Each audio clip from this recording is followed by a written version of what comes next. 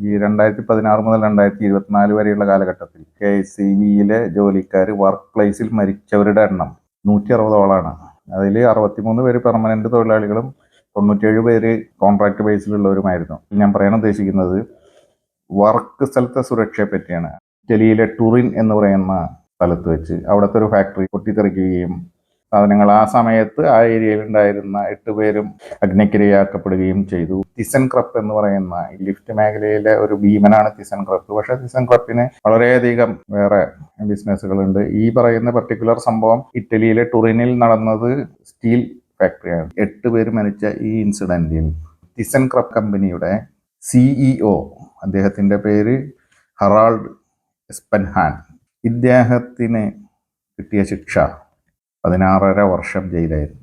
Lack of safety measurements, അതായത് ഈ ആഗോള ഭീമന്മാർ മുഴുവൻ അവർക്ക് മനസ്സിലായൊരു കാര്യം, ഇങ്ങനെ ഒരു പ്രശ്നം ഉണ്ടായാൽ നമ്മൾ എത്ര ഉന്നതനാണെങ്കിലും നമ്മുടെ ഉത്തരവാദിത്തമാണെന്നും നമ്മളകത്ത് പോകുന്നുമെന്നും മനസ്സിലായതിനെ തുടർന്നാകണം ഈ സേഫ്റ്റി പ്രൊസീജിയേഴ്സ് എന്ന് പറയുന്ന സാധനം ഞങ്ങളുടെ ഫീൽഡിൽ വളരെ കർശനമാക്കിയത്.